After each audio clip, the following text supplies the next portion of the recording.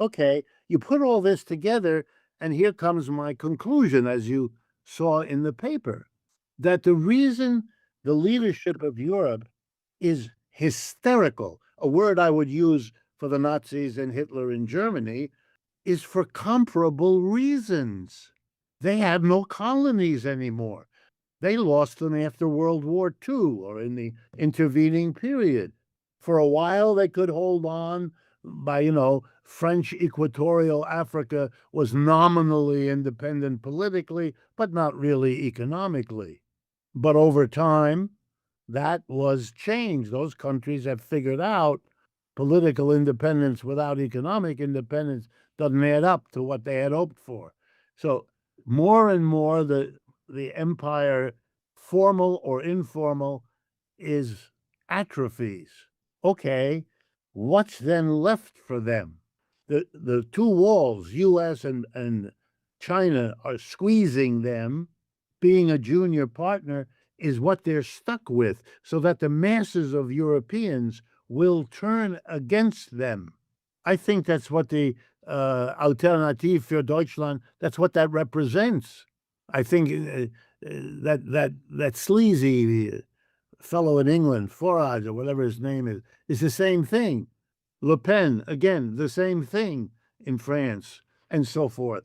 These are people who are making a political stand. Europe says Russia is the greatest threat to its future. But economist Richard Wolff believes that's not the real story. He argues Europe's economy is running out of options. Its political class is becoming increasingly desperate. And today's confrontation with Russia is really about something much bigger. If he's right, Europe could be heading toward its biggest political crisis in decades. This is the central claim of today's interview. Richard Wolff argues Europe's confrontation with Russia is rooted in long-term economic decline rather than security alone. The rest of the interview explains why he believes that. Well, you've raised a whole bevy of questions. Let's go backwards from the last one and then go a couple of other places. I don't think Europe has a future, and I think they know it, and they're terrified by it. I think you're absolutely right that they are creatures of the United States. They made those decisions all along after World War II. I understand why they did that. I'm not sure how much choice they really had in the end, but some, and they made the decision that being the junior partner of the United States was for them the way to go. The problem with that was, for Reconstruction after World War II, that paid off politically. And they found enough niches after the Reconstruction, which I would run from 45 to 75, roughly. They found niches that they could occupy to sustain for a while their standard of living. Niche, by niche, I mean, for example, they could go into effective competition with the United States on automobiles. The Volkswagen, the Fiat, the Renault, they were able for a while to really be competitive. Number two, the luxury industry. That's more French, but the Italians have a big chunk of it also in clothing and so forth. Moet, Champagne and Louis Vuitton in France, all of that. And so they were able to become a tourist mecca, to do certain kinds of things, to get nicely paid off by being helpful to American foundations. I mean, thinking of Ford and Rockefeller, who did incredible things. I mean, took over half the university system of Europe for a while. But that all came to an end at the end of the century. By the end of the century, by this new century, the United States' difficulties made them more and more stingy about what the junior partner could be allowed to get. And the rise of China whacked them from the other side by stealing their export markets more and more, and beginning, which they're doing now, to penetrate into the consumer market inside Europe. There is no future. They are nowhere in in high-tech science. That's now completely a US-China competition, which the US is losing, and the Europeans are so far behind. It's like the military. They're never going to catch up. Before explaining his theory about Russia, Richard Wolff first lays out what he sees as Europe's deeper problem: economics. He argues that Europe no longer has the industrial strength, technological leadership, or global influence that once fueled its prosperity. With increasing competition from both the United States and China, he believes European leaders are confronting a long-term decline that leaves them searching for a new direction. This economic backdrop, he says, is essential to understanding everything that follows. And now let me show you how the history is very helpful here. And I'm going to take an extreme example, but it's valid, I believe, for the whole continent. Belgium is a very small country. I'm sure you've been to Belgium. I've been to Belgium. You know, it's very nice. Brussels has that old section that is charming to look at and all of that.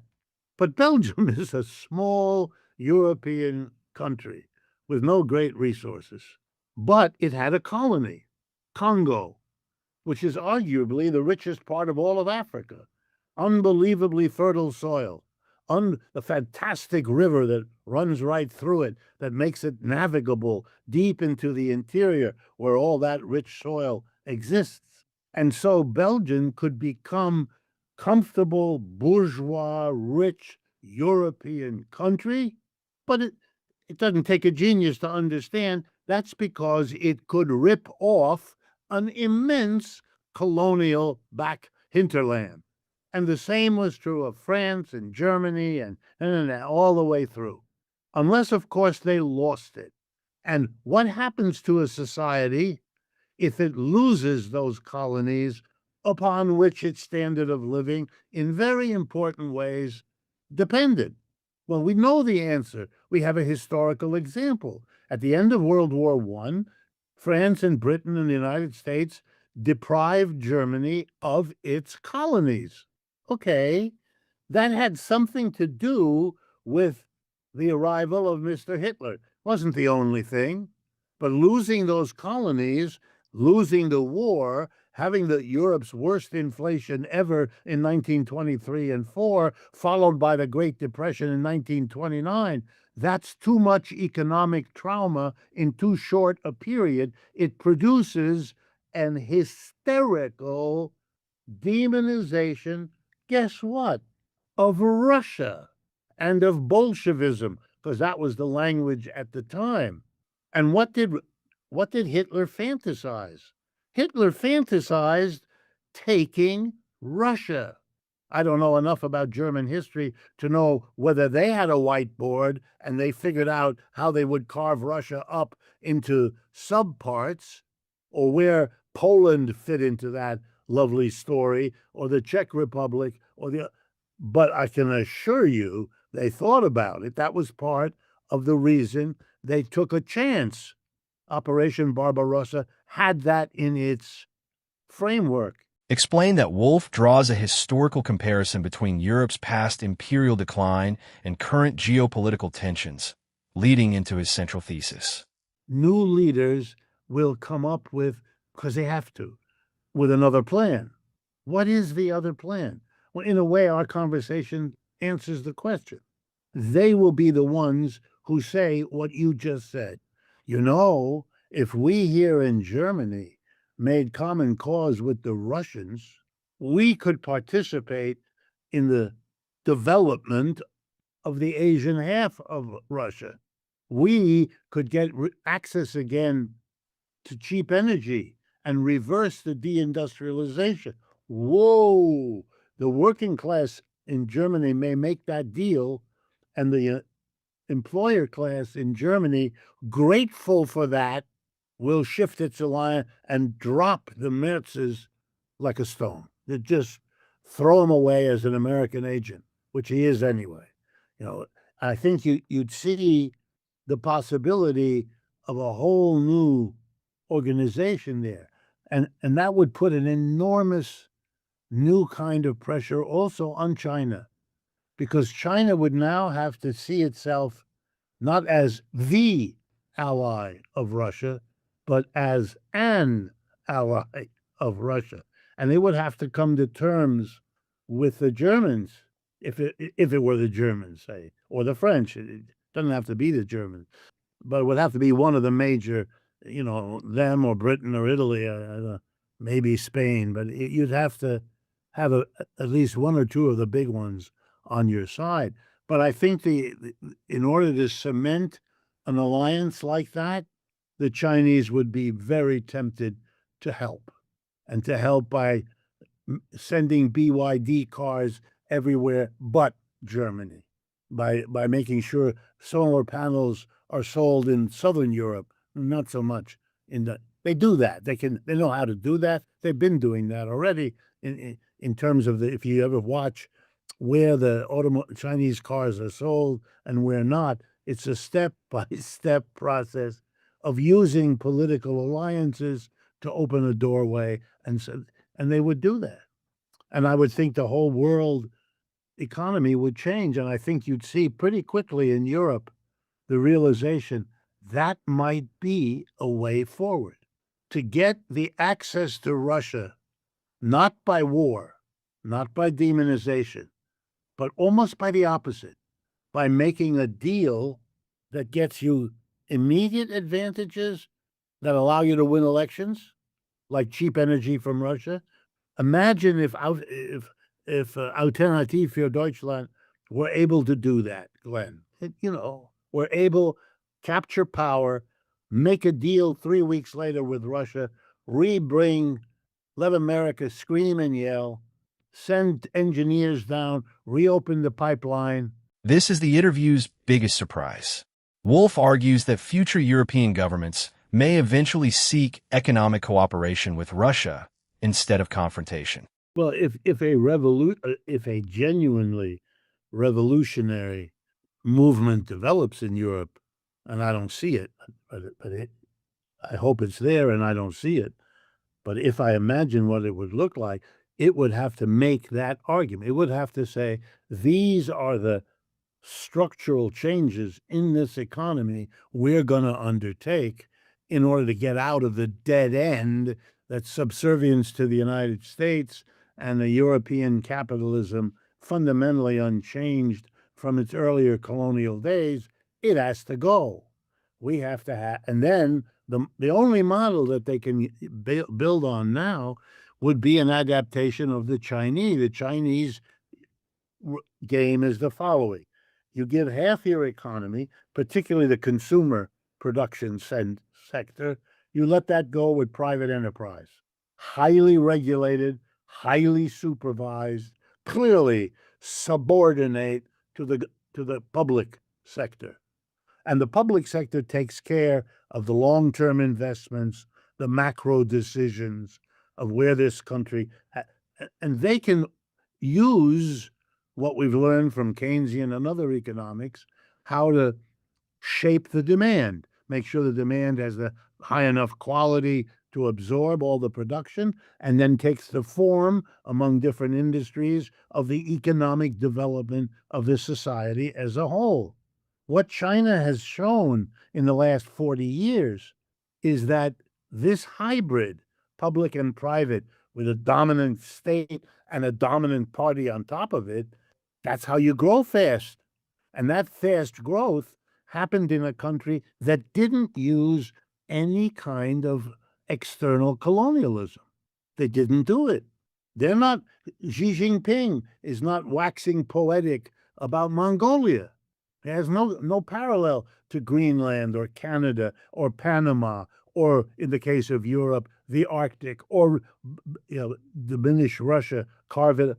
Notice they don't do it. They don't need that, because the function of that, and there, I could quote you Rosa Luxemburg, because she's the first one who said it. She said, you have to have colonialism if you don't solve your economic macro problem any other way. Then that will give you at least some time. But when very prescient, when you run out, which she was writing at the time that there was no more free land, she's writing at the end of the 19th century. That's when it became clear through one conflict after another, here between Belgium and France, there between Germany and Russia, there between Russia and England. Little skirmishes that didn't blow up into a war, but they were constantly happening.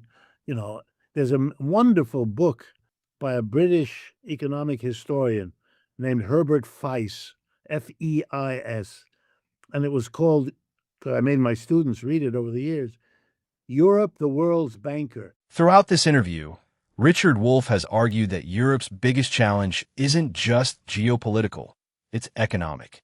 His view is that the continent's post-war model is reaching its limits, forcing governments to search for new strategies while facing growing political pressure at home. Whether or not his prediction proves correct, he believes the next few years could reshape Europe's political and economic direction. Well, Professor Wolff, as always, thank you so much for your time. I know you're busy over there in New York, so.